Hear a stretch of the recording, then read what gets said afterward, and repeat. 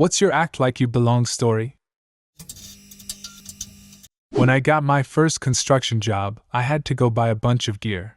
Carhartt's heavy work pants, steel toe boots, and a bunch of hand tools.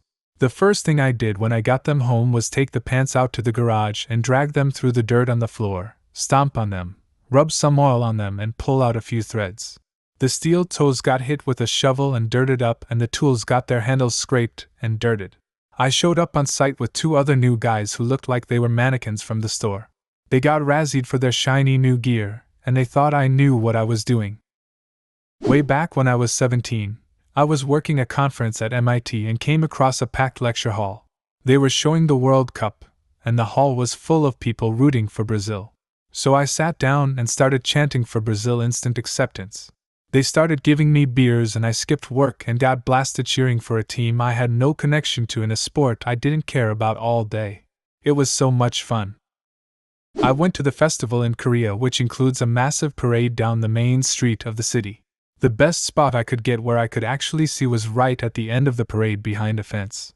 There was a grandstand there that was filled with VIPs, families of the mayors and officials of the sister cities.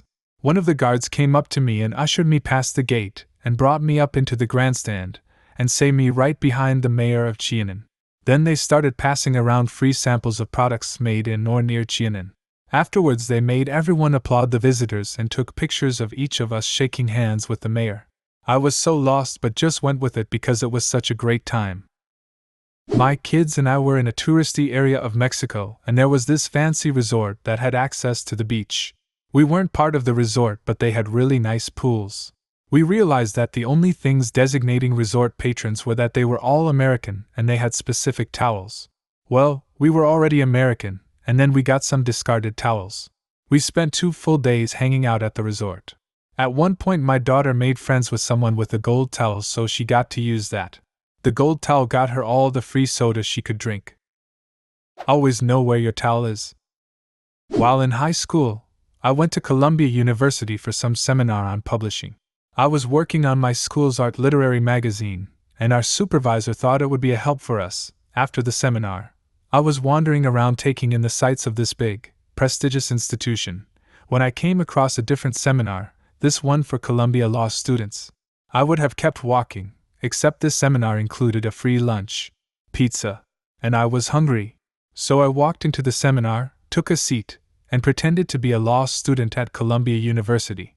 I listened to the speakers for a bit, chatted very briefly with some of the other attendees, got my pizza, and got the hell out of there. Free pizza is best pizza. My job. On a rational level, I know that I'm good at it. I am successful, popular with coworkers and superiors, and people tell me they love my work on a regular basis. But still I have a serious case of imposter syndrome every other day. What am I doing here? I shouldn't be allowed to work here. I have no idea what I'm doing. Stop paying me for this and hire actual professionals. I managed to get some required immunizations after the health center closed on accident. I did the checkup thing.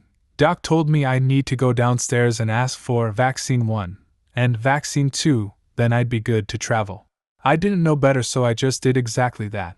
I walked down to the lobby, saw the sign for the lab I was directed to, and walked straight in to tell the tech back there exactly what I needed. Tech gave me the vaccines, and it wasn't until afterwards that I found out A, they were closed, and B, you're supposed to make a separate appointment for that. The tech just assumed I was someone important because I didn't hesitate. Years ago I took a DSLR camera to a concert.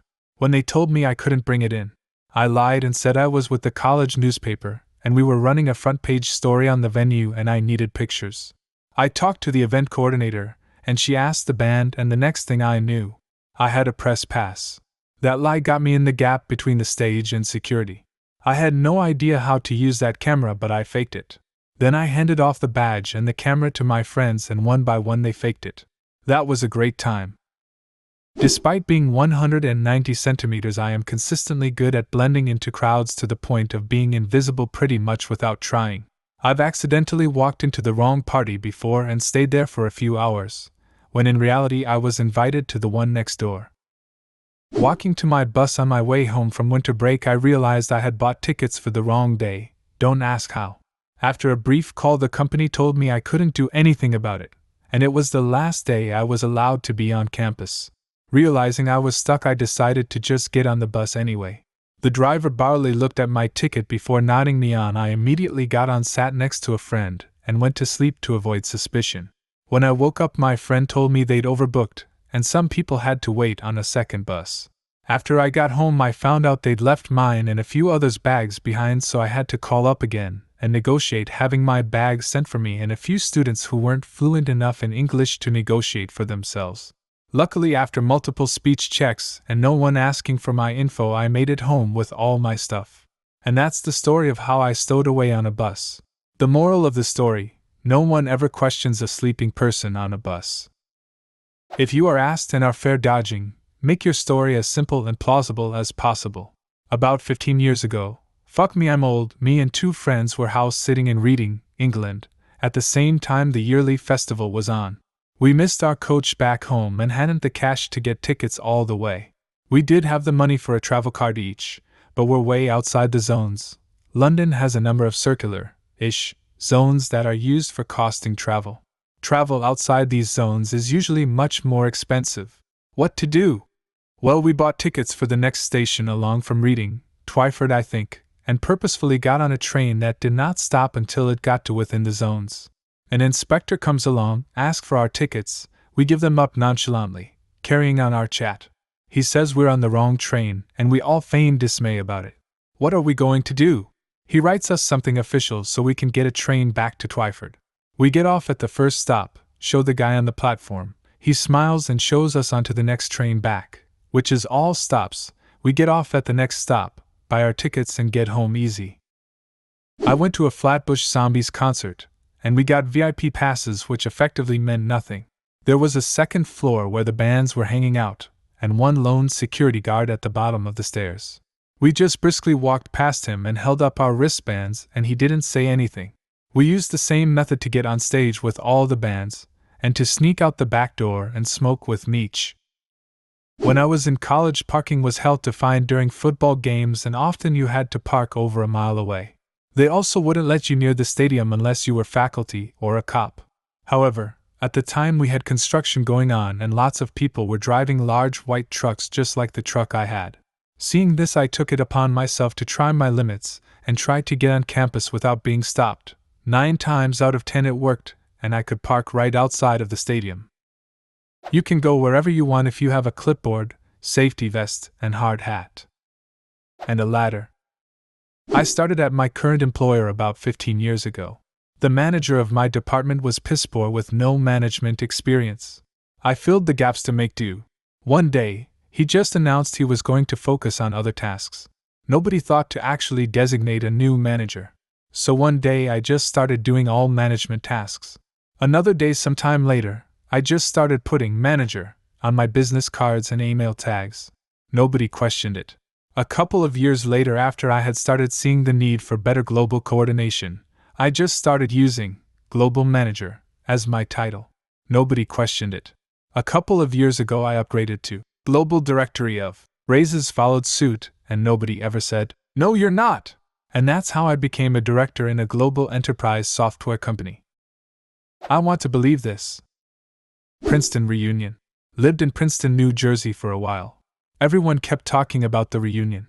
Apparently every year they throw a massive drinking party on campus. You need a wristband to get in, but there's plenty of old alums in the area that get them and don't want them. My brother's friends scored a couple, and with some careful passing back and forth we all managed to get in. This shit was nuts. Like, flash your wristband, here's a free beer. They were tossing empty kegs into a mountain-sized pile like you might do with a kin in a backyard barbecue. People were super drunk and friendly, until you told them you were from Kansas and didn't go to Princeton. Then you were a pleb, and very quickly dismissed. So fuck it. Just started making shit up. Yeah boy. What are you in? Me? Eastern linguistics. Astronomics. Let's get another beer. I had more made-up degrees that by the end of the night I was having trouble keeping them straight, 'cause I'd keep rerunning into people. Also peed in a lot of weird shady corners all over campus that night. Turns out people at Princeton aren't necessarily the smartest people in the world, but they sure are nice if they think you are part of the club. They do throw one hell of a party though. I was at the South by Southwest Gaming Expo in Austin, Texas. There was an area full of badass gaming computers and I saw other people casually playing. When a computer opened up, I sat down and soon a game of PUBG began. It turns out it was a tournament, and I had taken someone's seat. People crowding around to watch over our shoulders and an announcer started talking. I'd never even played the game before. Do you have a similar story? Leave a comment and subscribe to the channel if you want to see more videos like this one.